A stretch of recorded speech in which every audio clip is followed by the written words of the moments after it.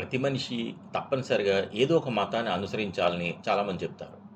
అయితే ఏ మతాన్ని అనుసరించాలి అనే ప్రశ్న వస్తుంది.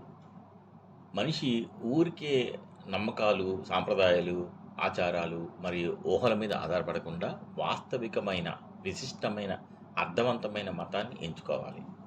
ఏ మతాన్నైనా అంగీకరించమని బలవంతం చేయడానికి ఎవరికీ అధికారం లేదు. పేదరికాన్ని, నిరక్షరాస్యతను, ఉద్రేకాలను రెచ్చగొట్టే మతాన్ని అంగీకరించమని ప్రేరేపించకూడదు. మతాన్ని స్వేచ్ఛగా ఎంపిక చేసుకోవాలి. బౌద్ధం ఈ మతం నాగరికతకు ఆచరణయోగ్యమైన శాస్త్రీయ విధానం. దీన్ని పరిపూర్ణ జ్ఞానోదయం పొందిన బుద్ధుని ద్వారా 2500 సంవత్సరాలకు పూర్వం ఈ ప్రపంచానికి ప్రకటించబడింది. దీన్నే మధ్య మార్గం తెలియజేసే మతం కూడా అంటారు. ఇది స్వేచ్ఛకు, తర్కానికి నిలబడే మతం. బోధనలను ప్రజలు పూర్తిగా చదవడానికి, అర్థం చేసుకోవడానికి ప్రోత్సహిస్తుంది. అలాగే బోధనలు ఎవరైనా అంగీకరించడానికి లేదా తిరస్కరించడానికి స్వయంగా నిర్ణయించుకోవడానికి ప్రోత్సహిస్తుంది. ఈ మతంలో మూఢనమ్మకాలు మరియు ఆచరణలో రహస్య సిద్ధాంతాలు లేవు.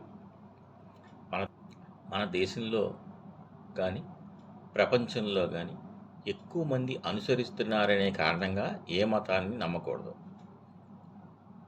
ప్రతి వ్యక్తి వారి తెలివితేటలను, జ్ఞానాన్ని ఉపయోగించి ఈ మతాన్ని నమ్మి ఉపయోగకరమైనదైతేనే దీన్ని అంగీకరించాలి. బౌద్ధం అష్టాంగ మార్గాన్ని బోధిస్తుంది.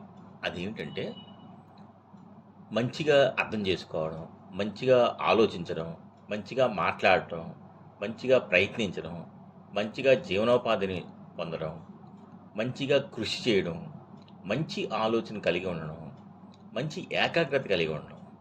ఇక్కడ మంచిగా అనే పదానికి హేతుబద్ధంగా అనే అర్థం కూడా వస్తుంది. ఈ మధ్య మార్గము అభౌతిక తత్వం మార్గం కానీ, ఆచార కర్మలకు సంబంధించిన మార్గం కానీ కాదు. హేతుబద్ధం కాని మతం కాదు. రాజదండనకు సంబంధించిన మతం కాదు. తన్ను తాను నిర్బంధించుకోవడం లేదా తన్ను తాను శుష్కింపజేసుకునే మతం కాదు. శాశ్వతత్వము లేదా అశాశ్వత తత్వంకు చెందిన మతం కాదు. నిరాశావాదం కాదు, ఆశావాదం కాదు. ఇది జ్ఞానోదయానికి మార్గం. దుఃఖం నుండి విడుదల చేయడానికి ఉద్దేశించిన మార్గం.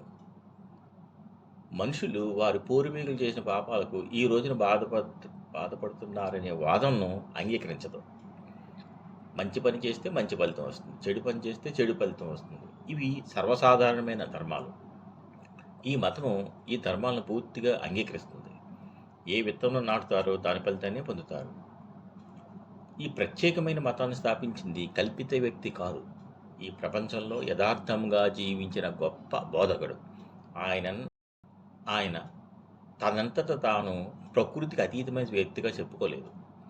ఏ రకంగా చూసినా బౌద్ధం ఆచరణకు అర్హత ఉన్న మతంగా గోచరిస్తుంది. మనిషి ఏదో ఒక మతంలో పుడతాడు. కానీ జ్ఞానం వచ్చిన తర్వాత హేతుబద్ధంగా ఆలోచించి తనకి ఏ మతం ఇష్టమైతే దాన్నే అనుసరిస్తాడు.